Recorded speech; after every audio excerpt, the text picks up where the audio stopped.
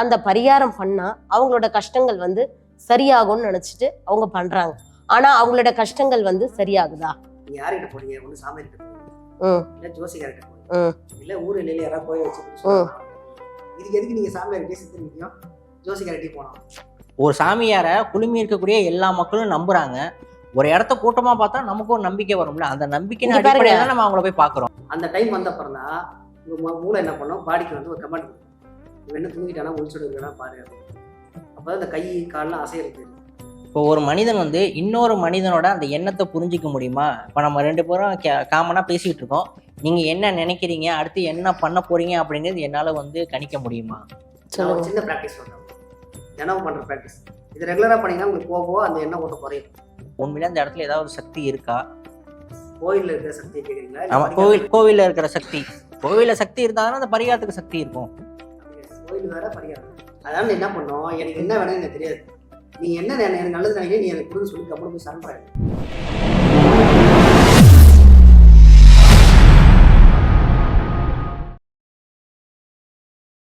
வணக்கம் சார். இன்னைக்கு வந்து நான் வந்து பாத்தீங்கன்னா நிறைய பேருக்கு ஆன்மீகம் சம்பந்தப்பட்ட கேள்விகள் வந்து இருக்கு. நான் வந்து நிறைய சேனல்கள்ல பார்த்துருக்கேன். அதை பத்தி நான் ஒரு விழிப்புணர்வு வந்து இப்ப நிறைய பேருக்கு தேவைப்படுது. ஆன்மீகம் சொல்லிட்டு நிறைய பேர் வந்து இன்னைக்கு நிறைய பேரை மக்களை வந்து ஏமாத்துறாங்க, ஏமாத்தவும் செய்யறாங்க, முட்டாளாவும் ஆக்குறாங்க. ஸோ அதை பத்தி உங்ககிட்ட நான் கொஞ்சம் சில விஷயங்கள் கேள்வி மட்டும்தான் நான் கேட்பேன், பதில் நீங்க சொல்லணும். இப்ப வந்து பாத்தீங்கன்னா நிறைய பேருக்கு வந்து முதல்ல இருக்க கேள்வி என்ன அப்படின்னா, நிறைய பேருக்கு இன்னைக்கு வந்து கஷ்டம் இருக்குது. கஷ்டம் அப்படின்னா என்ன கஷ்டம்? மன கஷ்டம், பண கஷ்டம், எப்படி சொல்றது, ரொம்ப டிப்ரெஷன், லைஃபே நம்ம ஏன் வாழ்றோம்னு தெரியல, அந்த மாதிரிலாம் நிறைய கஷ்டம் குழப்பத்துல எல்லாருமே உட்காந்துட்டு இருக்காங்க. இதுக்கு எல்லாருமே யாரை தேடி போறாங்க அப்படின்னா சித்தர்கிட்ட தான் போறாங்க. ஏன் என்னோட லைஃப் இப்படி இருக்கு, நான் யாருக்கு என்ன பாவம் பண்ணேன், நான் யாருக்கு என்ன தப்பு பண்ணேன், எனக்கு மட்டும் இப்படி எல்லாம் கஷ்டம் வருதே அப்படின்னு சொல்லிட்டு போறாங்க. ஸோ அவர் என்ன பண்றாரு, சரிம்மா உனக்கு வந்து இப்போ இந்த தசை சரியில்லை, இது சரியில்லை, இந்த கோவில போய் இத்தனை வாரம் நீ விளக்கேத்து, அதுக்கப்புறம் இந்த பரிகாரம் பண்ணு, சரியா போயிடும் அப்படின்னு சொல்லிட்டு அந்த பரிகாரம் பண்ணா அவங்களோட கஷ்டங்கள் வந்து சரியாகும்னு நினைச்சிட்டு அவங்க பண்றாங்க. ஆனா அவங்களோட கஷ்டங்கள் வந்து சரியாகுதா? ஆகுதா இல்லையான்னு கேக்குறீங்களா? ஆமா, அது ஆகுதா இல்லையா நீங்க தான் சொல்லணும். ஆச்சா இல்லையா? அவங்களுக்கு வந்து கஷ்டங்கள் வந்து ஜாஸ்தினா ஆகுதுங்கிறாங்க. முதல்ல வந்து ஒரு கஷ்டம் இருக்குன்னு சொன்னா யார்ட்டையும் வந்து சித்தர்லாம் போகுது, சித்தர்லாம் நீங்க முதல்ல பார்க்க முடியாது. நீங்க யார்கிட்ட போறீங்க? ஒண்ணு சாமி கிட்ட போறீங்க, இல்ல ஜோசிகார்கிட்ட போறீங்க, இல்ல ஊர் இல்ல யாராவது கோயில் வச்சு அவங்ககிட்ட போறீங்க. அவங்ககிட்ட போனா உங்களுக்கு இமீடியட்டா ஒரு சொல்யூஷன் கிடைக்கும் அப்படின்னு எதிர்பார்க்குறீங்க. இந்த 3 பேர்கிட்ட போனாலும் எது நடக்கணும் உங்களுக்கு இருக்கோ அதான் நடக்கும். நான் ஒன்று சொல்றேன், காலையில எழுந்த உடனே உங்களை 2 கேள்வி கேட்கணும். இன்னைக்கு நான் வந்து சந்தோஷமா இருக்கேனா, இன்னைக்கு நான் ஆரோக்கியமா இருக்கேனா, 2 கேள்வி கேட்கணும். சந்தோஷமா இருக்கலான்னு கேள்விக்கு நீங்களே பதில் சொல்லுங்க. சந்தோஷமா இல்ல அப்படின்னா எது உங்க சந்தோஷத்தை கெடுக்குது, எது இவ்வளவு சந்தோஷத்தை தடுக்குதுன்னு யோசிங்க. ஏதாவது ஒரு 10 லிஸ்ட் வரும்ல, கண்டிப்பா அதை சரி பண்ணுங்க. ஆரோக்கியமா இருக்கேன், எனக்கு கை சரியில்லை, கண்ணு சரியில்லை, கொஞ்சம் மங்களா இருக்கு, இல்ல கால் வலிக்குது அப்படின்னா அதை சரி பண்ணது டாக்டர் கிட்ட போய் சரி பண்ணுங்க. இதுக்கு எதுக்கு நீங்க சாமியார்கிட்ட சித்தரிக்கிட்டோம் ஜோசிகார்கிட்ட போனோம்? அப்ப நீங்க இல்ல நாங்க பண கஷ்டம் தான் வேலைக்கு போக சம்பாதிங்க, எதுக்கு சாமியார்கிட்ட போறீங்க? நிறைய விஷயங்கள் தெரிஞ்சிருக்கும் அப்படிங்கிற அடிப்படையில நம்ம அவங்கள போய் பாக்குறோம். போய் அங்க என்ன பண்ணி அவனா காசு கொடுக்குறாரு, நீங்க தானே காசு கொடுத்து வரீங்க. ஒரு நம்பிக்கை தானே. ஒரு சாமியார குழுமி இருக்கக்கூடிய எல்லா மக்களும் நம்புறாங்க. ஒரு இடத்த கூட்டமா பார்த்தா நமக்கு ஒரு நம்பிக்கை வரும்ல, அந்த நம்பிக்கையின் அடிப்படையில நம்ம அவங்கள போய் பாக்குறோம். இப்போ ஒரு ஃபீவர், கோல்டு அந்த மாதிரினா டாக்டர் கிட்ட போலாம். சோ இப்ப இது இந்த மாதிரி பிரச்சனைக்கு நம்ம யார்கிட்ட போய் ஆறுதல் தேடுறது? மனப்பிரச்சனைகள், மனப்பிரம. இப்போ வந்து உங்களுக்கு வந்து நல்லா நைட்ல தூங்கிட்டு இருக்காங்க, திடீர்னு ஒரு கனவு வருது. அந்த கனவு வந்து யார்கிட்ட போய் அவங்க ஷேர் பண்றது? இந்த கனவு நல்லதா கெட்டதா அவங்களுக்கு தெரியல. இந்த மாதிரி ஒரு கனவுல இருந்து இந்த மிட் நைட்ல வந்தா நமக்கு அது நல்லதா, அது வந்து குட் சைனா பேட் சைனா அப்படின்றது அவங்களுக்கு ஒரு டவுட். இதை நம்பி அவங்க வந்து போறாங்க. கனவுகளை பத்தி சரிங்களா, கனவு பத்தி சொல்றேன். நல்லா தூங்கினா கனவு வராது, நல்ல தூக்கத்துல கனவே வராது. தூங்கினீங்கன்னா எழுந்தப்பறம் இது காலையில நைட்டா என்ன டைம் கூட ஞாபகம் இருக்காது. அதான் நல்ல தூக்கம். நல்லா தூங்குறது இல்ல, உடம்புக்கும் ஓய்வு கொடுக்கறது இல்ல, மனசுக்கும் ஓய்வு கொடுக்கறது இல்ல. இல்லையே, நல்லா ஆழ்ந்த உறக்கத்துக்கு போனாதானே கனவு வரும் அப்படின்னு மருத்துவர்லாம் சொல்றாங்க. வராது, நல்ல தூக்கத்துல கனவு வராது, மேலோட்டமான தூக்கத்துல உங்களுக்கு கனவு வரும். இது என்னால ஏத்துக்கவே முடியல. ஏன்னா எல்லாருக்குமே கனவு எப்படி வருதுன்னு சொல்லுவாங்கன்னா, எப்படி சொல்லுங்க, உங்க தூக்கத்தோட ப்ராசஸ் நான் சொல்றேன். எப்படி தூக்கம் நடக்குதுன்னு. இங்க காலையில இருந்து நைட் வரைக்கும் வேலை செய்யுங்க, ம். ஏதோ ஒரு வேலை செய்றீங்க, என்ன வேலை வேணா வச்சுக்கோங்க. ஒவ்வொரு வேலையா செய்றீங்களே, காலையில போவீங்க, பல்லு விளக்குறீங்க, அடுத்து குளிக்கிறீங்க, ஏதோ ஒரு வேலை படிப்படியா பண்ணிட்டே இருக்கீங்க. இதெல்லாம் ஒரு செங்கல் அடிக்க வைக்கிற மாதிரி வச்சுக்கோங்க. படிப்படியா ஒரு ஒரு செங்கல் அடிக்க அடிக்க வைக்கிறீங்க. நைட்டு வந்து திருப்பி படுக்குறீங்க. படுத்த உடனே நீங்க அடிக்க வச்ச செங்கல் தான் மைண்ட்ல ஓடிட்டே இருக்கும். அது வரைக்கும் தூக்கம் வராது. இது ஒரு பக்கம், இது ஒரு ப்ராசஸ். இன்னொரு ப்ராசஸ், நீங்க நைட்டு சாப்பிட்டீங்கல்ல, அந்த சாப்பாடை உடம்பு ஜீரணம் பண்ணணும். அது ஜீரணம் பண்ற வரைக்கும் உடம்புக்கு அடுத்த வேலை கிடையாது. ம். அது ரெண்டுத்தையும் வச்சு தவிச்சிட்டு இருக்கோம். இது பத்தாம நீங்க இன்னொரு பக்கம் வந்து ஏசி ரிமோட் போட்டுப்பீங்க, டிவி ஒரு பக்கம் போட்டுப்பீங்க, பாட்டு ஒரு பக்கம் கேட்குறீங்க. இது எல்லாத்துக்கும் அது வேலை கொடுத்துட்டே இருக்கும். இது எல்லாத்தையும் ஒன்று ஒன்றா கிளியர் பண்ணும்போது தான் அந்த மேலே இருந்து அடிக்க வச்சிங்க பார்த்தீங்கன்னா கண்ணு, ஃபஸ்ட்டு சாப்பிட்டது செரிக்கணும். சாப்பிட்டது வச்சா வயிறு பிரச்சனை சரியாயிடும். ஆமா. சரியா? அப்புறம் சவுண்ட் எல்லாம் கிளியர் ஆகும். உடம்புக்கு ஒரு குறிப்பிட்ட டெம்பரேச்சர் இருந்தால் தான் தூக்கம் வரும். ஒரு சின்ன ஹீட் இருக்கும். நீங்கள் அந்த ஹீட்டுக்கு பேலன்ஸ் பண்ணுறதுக்கு ரூமில் வைக்கிறது இல்லை. கூலிங் ஏற்றிக்கிறீங்களா, ஃபேன் போட்டுக்கிறீங்களா, ஆனால் குறிப்பிட்ட ஹீட் இருந்தால் மட்டும்தான் அந்த தூக்கத்தோட டைமிங்கே கிடைக்கும். உடம்பு என்ன பண்ணுது, கொஞ்சம் நேரத்துக்கு அப்புறம் தானாகவே உங்கள் உடம்புல ஹீட்டை ப்ரொடியூஸ் பண்ணும். அப்போ தான் அந்த தூக்கம் வரும். அது வரைக்கும் அது கொஞ்சம் ப்ராசஸ் பண்ணிகிட்டே இருக்கும். அப்புறம் அந்த ஒரு ஒரு செங்கலாக கிளியர் பண்ணி ஒரு டைம் வரும்.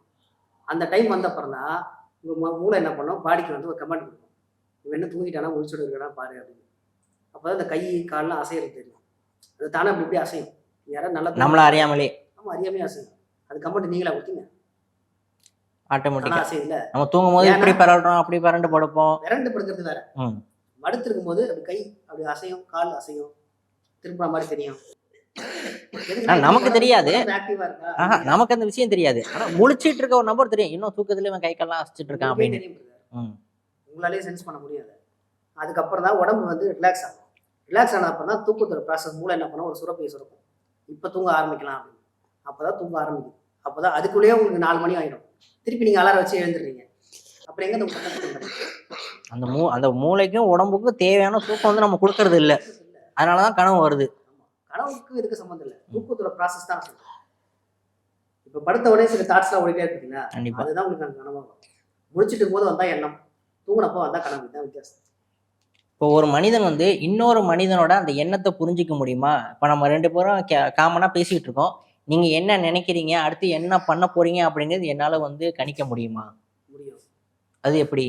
அதுக்கு வந்து என்ன பண்ணா, உங்களோட மனம் இருக்குல்ல, நீங்க எவ்வளவு குப்பையை வச்சிருக்கீங்க, ஒரு கண்ணு மூடி பாருங்க, ஒரு செகண்ட் உங்களுக்கு எவ்வளவு தாட் நிறைய ஓடிக்கிட்டே இருக்கும். ஓடிட்டே இருக்குல்ல, அந்த தாட் உங்களுக்கு எப்ப நிக்குதோ அப்போ அடுத்தவங்களோட எண்ணம் உங்களுக்கு படிக்கும்.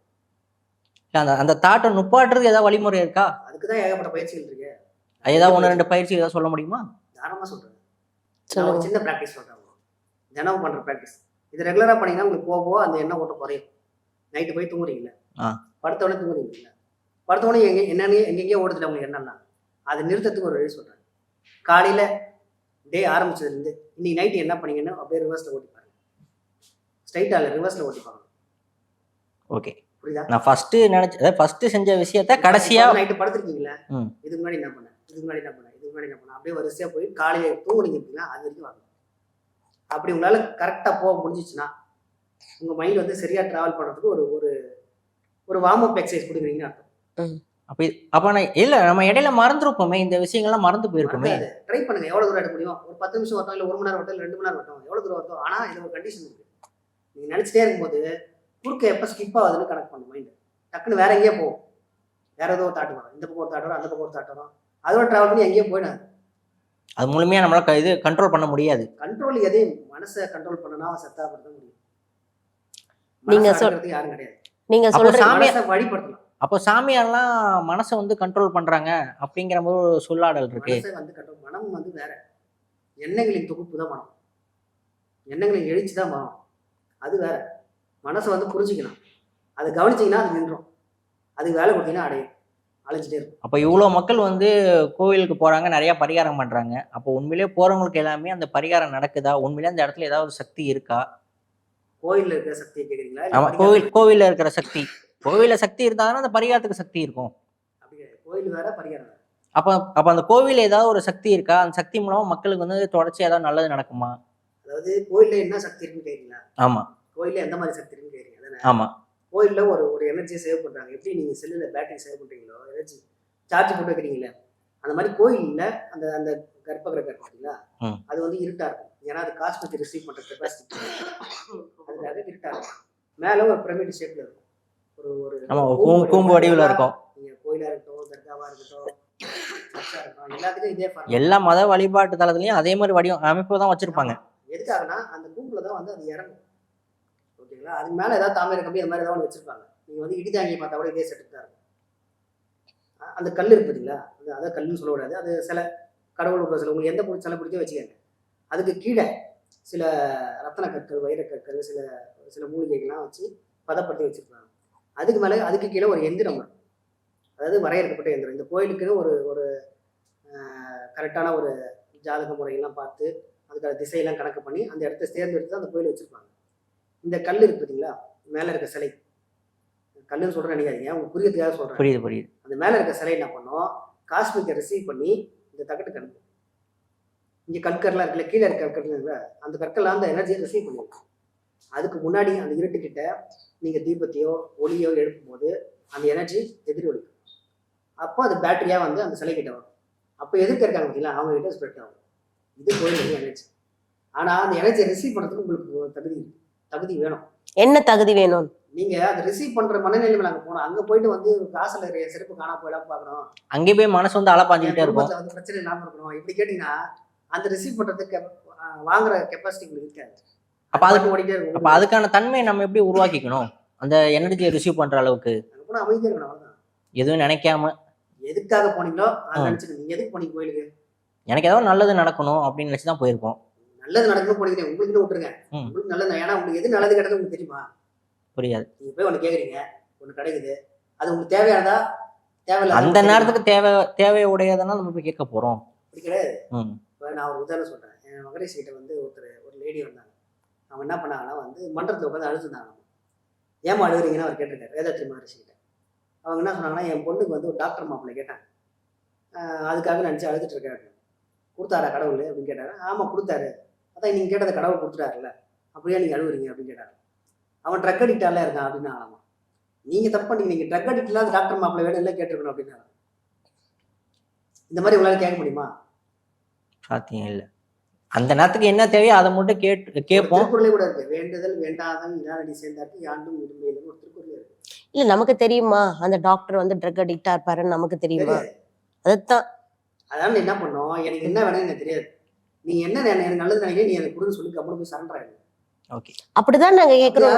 நீங்க கோரிக்கை வச்சுல போறீங்க. கொஞ்ச நேரத்துக்கு முன்னாடி நீங்க தான் சொன்னீங்க கடவுளே கிடையாதுன்னு சொன்னீங்க. அப்படி சொல்ல எந்த வார்த்தையும் அந்த மாதிரி மென்ஷன் பண்ணவே இல்லை. ஆனா அந்த இடத்துல ஒரு எனர்ஜி இருக்குன்னு தான் சொன்னாங்க. என்ன மாதிரி எனர்ஜி இருக்குன்னு மட்டும் தான் சொன்னாங்க. அது உங்க நம்பிக்கை. அந்த மாதிரி அங்க போய் வேணும்னா கூட இல்ல, நீங்க சொன்னீங்க கோவில்ல போயிட்டு நீங்க ரொம்ப வேண்டீங்கன்னா உங்களோட எனர்ஜி எல்லாம் போயிடும்னு சொல்லியிருக்கீங்க. நீங்க நான் எப்படி இப்ப இந்த பதிவை திருப்பி பாருங்க, எங்க வீட்டுல அந்த மாதிரி நான் சொல்லியிருக்கேன். நீங்க சொல்லியிருக்கீங்க. கோவில்ல போய் வேண்டதை விட உருவ வழிபாடு தான் பெஸ்ட்னு ஒரு டாபிக் ஒன்று சொல்லியிருக்கீங்க. உருவ வழிபாடு, இந்த உருவ வழிபாடு இப்ப ஆரம்பத்துல குழந்தைங்க பொம்மை வச்சு விளையாடுறாங்க, ஸ்கூல் படிக்கும்போது நீங்க பொம்மை வச்சு விளையாடுறீங்க. இப்ப பொம்மை வந்து கிளிகளை பத்தும் கண்மணி ஆட்டம் விளையாடுவீங்களா? ஏன் சிரிப்பு வரல? ஒரு மெச்சூரிட்டி வந்துருச்சு. அந்த மாதிரி ஆரம்பத்துல உருவ வழிபாடு தேவைப்பட்டது. ஆனா போக மெச்சூரிட்டி வரணும். அந்த மெச்சூரிட்டி இன்னும் வரல. வராத வரைக்கும் இந்த உருவத்தையும் பிடிச்சி அழைச்சிட்டு இருக்கீங்க, அவ்வளவுதான். இப்ப வீட்டுல இறந்து போனவங்க அவங்க வீட்டுல இருப்பாங்கல்ல, அவங்க வீட்டுல போட்டோ எல்லாம் வச்சிருப்பீங்கல்ல, ஏன் வச்சிருக்கீங்க? அவங்க ஞாபகம் வச்சிருக்கீங்களா? அந்த மாதிரிதான் ஒரு காலகட்டத்துல போட்டோ வரைகிறதுக்கு இடம் இல்லை, ஆள் இல்லை, எல்லாருக்கும் போட்டோ வச்சுட்டு இருக்க முடியாது. அந்த மாதிரி வாழ்ந்த மக்களோட உருவத்தை சிலையா வச்சிருக்காங்க. அதுதான் கோயில்ல இருக்கு. இல்ல, காலப்போக்கில் வந்து கடவுளா உருவாக்கப்பட்டாங்க. இப்ப எங்க பாட்டி நான் கும்பிடுறேன்ல, உங்க அப்பா மறைஞ்சாருன்னா அவரை நீங்க வழிபடுவீங்க, எங்க ஏதாவது பண்ணுன்னு சொல்லுவீங்கல்ல. கண்டிப்பா அவர் இருக்கிறதா நம்புறீங்கல்ல, அந்த மாதிரி ஒரு நம்பிக்கை தான். ஓகே, வாழறவே நன்னு. கேட்ட கேள்விகள்லாம் மிக அழகான முறையில பதில் கொடுத்தீங்க. ஒரு சாமானிய மக்களா ஆன்மீகம் பத்தி என்னென்ன சந்தேகங்கள் இருந்துச்சோ நாங்கள் கேள்வி கேட்டோம், மக்களுக்கு புரியும்படியா ஒரு தெளிவான விளக்கம் கொடுத்தீங்க. மேலும் இதே மாதிரி தொடர்ச்சியா அடுத்தடுத்த நிகழ்வுல ஆன்மீகம் பத்தி நிறைய சந்தேகங்கள் அவங்கள்ட்ட கேட்டுட்டு இருக்கோம். நீங்க நிறைய பதில் கொடுக்கணும். மிக்க நன்றி. வணக்கம்.